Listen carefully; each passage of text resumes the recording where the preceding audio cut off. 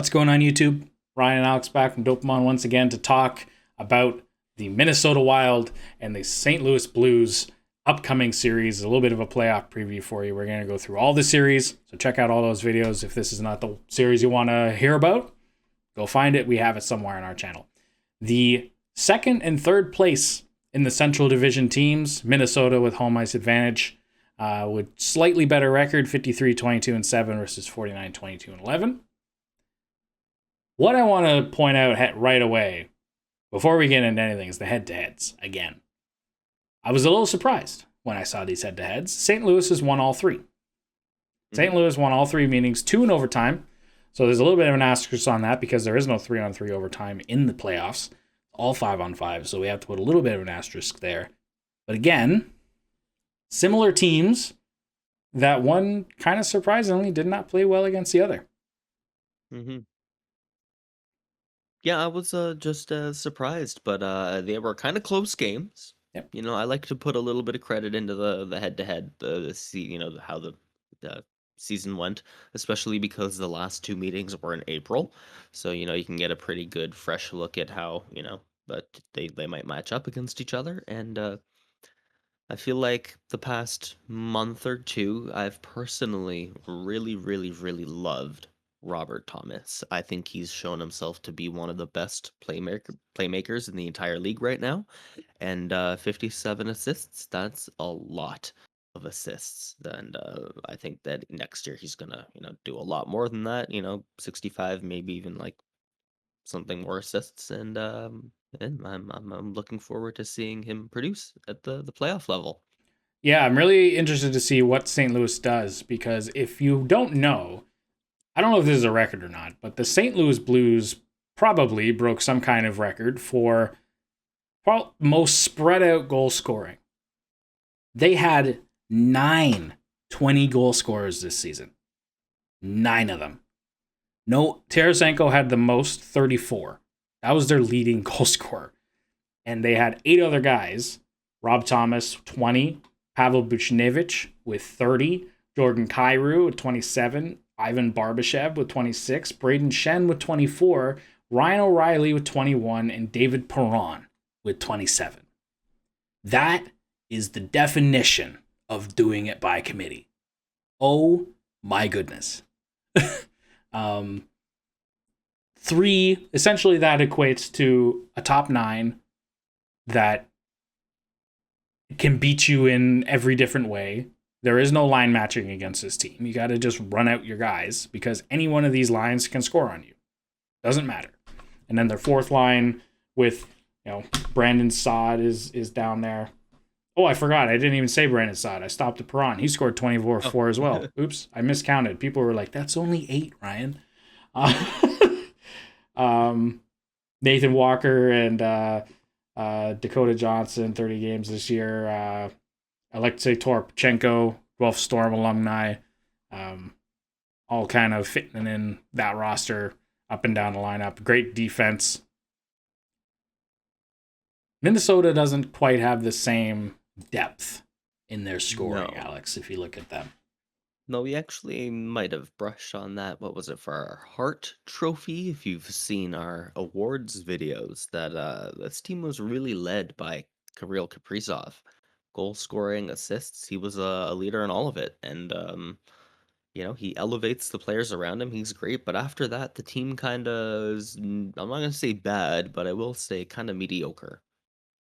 Yeah, they're good. Yeah. I think they play really well together. Obviously, they're the 5th highest goal scoring team in the league with 305 goals behind the St. Louis Blues at 3rd, 309.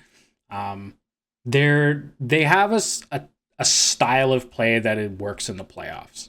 And with a line, I think it's Marcus Foligno, Frederick Gaudreau, and Jordan Greenway. I'm not sure if that's what they've done the last few games. Brendan Duhaime, I think, has been on that line as well. They're big, they're strong, and they hit you. They grind you into the ground. And the game that I remember, because I'm a Leafs fan, when we played them, they beat the crap out of us, and it wasn't close because they just had this mode that we couldn't contend with.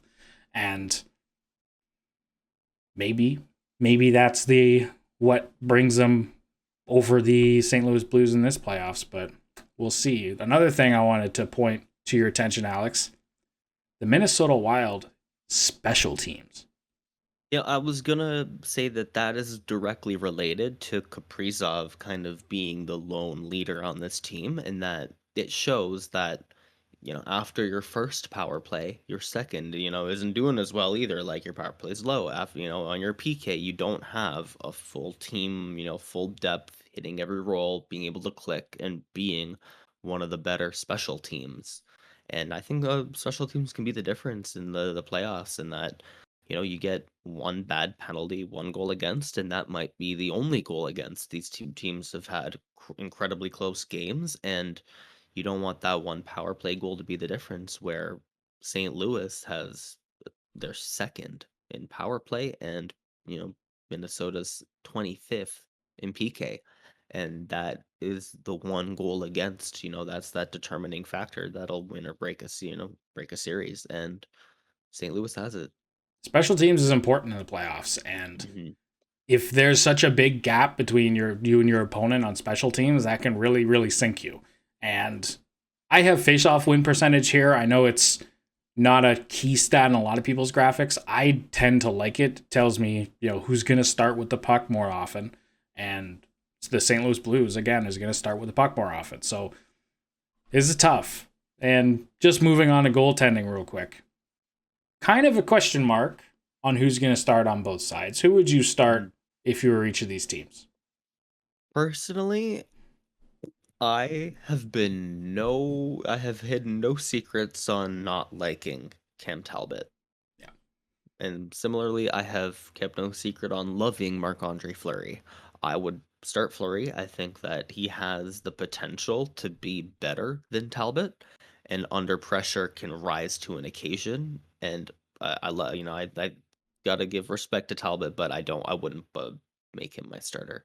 And for St. Louis, I'm not sure to be honest. It's kind of up there. I feel like Bennington might not be able to steal games and win a series and the playoffs like he did before, and I might have to move on to Huso. What do you think, Ryan? I'm gonna agree with you on both here. I don't think you go out and trade for Marc Andre Fleury to then bench him in game one in the playoffs. I think you start with Marc Andre Fleury and you have a great number two if you need him, if for either injury or if Fleury doesn't do well for some reason. And Fleury can turn it on in the playoffs like the best of them. Um, on St. Louis's side, Jordan Bennington has kind of sewered their record a little bit this year 18, 14, and 4 on a team that was third in the division. If they could be looking at home ice advantage or even winning the Central. I'm not sure about that, but with the Avalanche, but making it close if Bennington had a little bit of a better numbers. I would definitely give game one to Huso, but again, short leash. If Huso gets lit up, I would have no problem going into Jordan Bennington in game two because he's done it before. He's a Stanley Cup champion. This team, people forget, this team just won a couple years ago, right? They were the year before the Lightning won back to back. So, Mm-hmm. and They're they're better now. they're better now, and they still have their core in place. Tarasenko's still there. Shen, Ryan O'Reilly, David Perron, Pareko. They lost Petrangelo, obviously. They've added guys like Pavel Buchnevich and Jordan Kyrou have come up, and Robert Thomas have emerged. Traded for guys like Justin Falk, 47 points for him this year. Torrey Krug is there. I know you're not a big fan personally of Torrey Krug, but he has 43 points in 64 games this year. Still scoring. You got Leafs legend Tyler Bozak on the bottom lines. It'll be fun. It'll be a fun series. I think could go either way. This is a tough one to call. It'll all come down to, I think, special teams and goaltending, and that can be said for almost every single series, but especially in this one. If Fleury does Fleury things, this series could be over really quick, and if they're just average and their power play doesn't click and they get scored on a bunch in the PK, this series could be over really quick the other way. What do you think? What happens? What's your prediction of this series? For me, I'm 5 or 6 for St. Louis. I think I'm gonna go with 6. 6 for St. Louis. I think it's all gonna add up a little bit too much for Minnesota. I think Fleury maybe can steal a game, maybe two, but overall that they're just gonna get overwhelmed by the amount of tools that St. Louis has, and with Bennington not playing, they're a much better team on paper, than they look on paper overall. So like I think that some of these stats that could be even higher had they not had Bennington in net, and they're more terrifying than our infograph kind of shows even. Yeah. What about you? I'm going to go with St. Louis. I'll have them going all the way to 7. I think Minnesota will put up a little bit of a fight, but I do think St. Louis they're just too deep. They're too well-rounded. And I also think that Ville Husso is going to separate himself here and kind of become a little bit of a name going through to this playoffs. I think he's gonna overcome Jordan Bennington, and Husso is going to take this team as far as he can, and I think they're going to give him the reins. Bennington might end up with a game, but I think Husso is going to emerge as the starter in St. Louis after this series. I like Husso. I'd love to see him get that starting role, and this be the thing that propels him to do so. That'd be great. To do so for Husso. Let us Oh, know what you think in the comments section down below. Who's going to win this series? Who's your X factor on both sides? Let us know. Leave a like on this video if you enjoyed. Subscribe if you want more hockey content. All sorts of stuff coming to the channel, not just NHL, but international, draft, all sorts of stuff. Thanks so much for watching once again. Peace.